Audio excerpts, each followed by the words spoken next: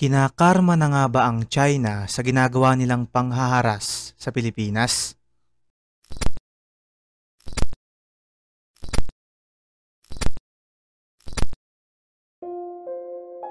Yan ang sabi ng ilan sa ating mga kababayang Pilipino dahil nito lamang mga nakaraang araw ay walang tigil ang malalakas na ulan sa China na dahilan ng matinding pagbaha sa iba't ibang lugar ng bansa. Ayon sa Chinese state media, as of June 25, 2024 ay nasa 71 tao na ang nasawi dahil sa tuloy-tuloy na pagbaha at mga landslide sa kanilang bansa. Hindi lang yan, dahil may mga lugar din sa China kagaya na lamang ng lungsod ng Meizhou ang ngayon lang nakaranas ng matinding pag-ulan sa tinagal-tagal ng panahon. Ngayon mga kaibigan, alam naman siguro nating lahat na kasalukuyang tumataas ang tensyon at alitan sa pagitan ng Pilipinas at ng China. Ayon sa balita, ay patuloy ang panghaharas at pangbubuli na ginagawa ng mga Chinese Coast Guard sa ating mga sundalo na nagbabantay sa West Philippine Sea.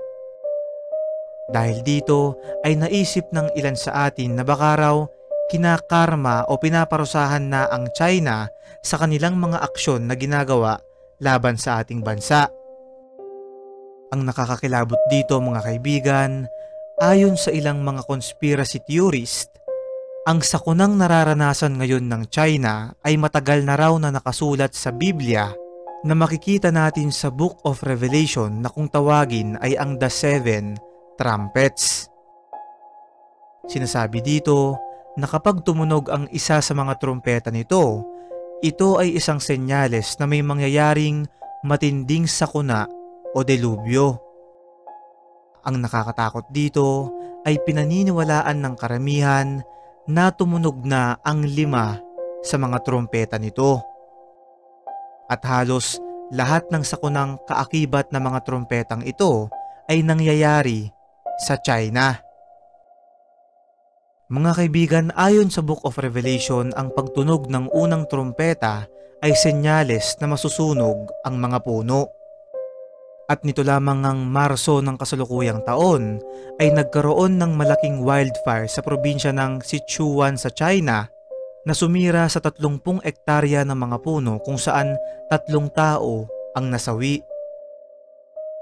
Sunod, ang pagtunog ng pangalawang trumpeta ay senyales di umano na ang ilog at dagat ay magiging dugo. At nito lamang ang nakaraang buwan ay misteryosong naging kulay pula ang Minjiang River sa lungsod ng Songpan sa China. Ayon sa mga otoridad ay harmless naman daw ang tubig nito, ngunit ipinangamba pa rin ito ng mga lokal.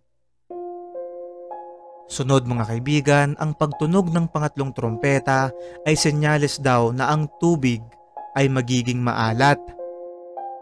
At noon ngang 2020 sa Yangtze River sa China ay naging sobrang madumi nito na nagbigay panganib sa mga residente doon na magkaroon ng malubhang mga sakit.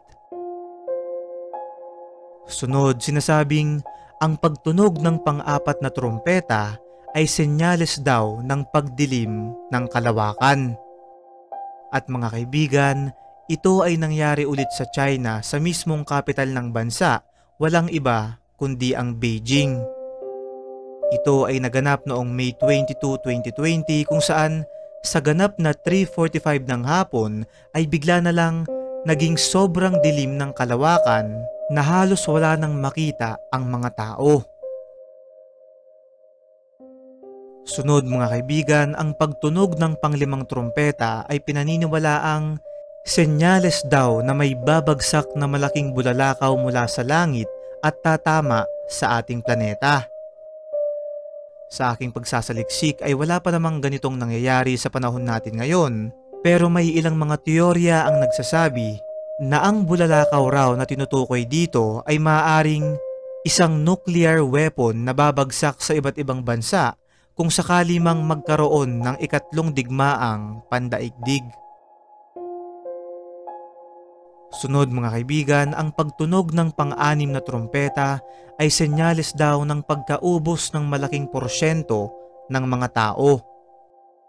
Gaya ng sa panglimang trumpeta ay hindi pa ito nangyayari pero patuloy na ikinakatakot ng marami dahil mistula bang unti-unting natutupad ang mga propesiyang ito. Sunod mga kaibigan, ang pagtunog ng huli at pangpitong trumpeta ay senyales daw ng pagbabalik ng Panginoon dito sa lupa. Ito ang tinatawag na the second coming, kung saan ayon sa Book of Revelation ay dala ng Panginoon ang lahat ng kanyang mga alagad sa kalangitan.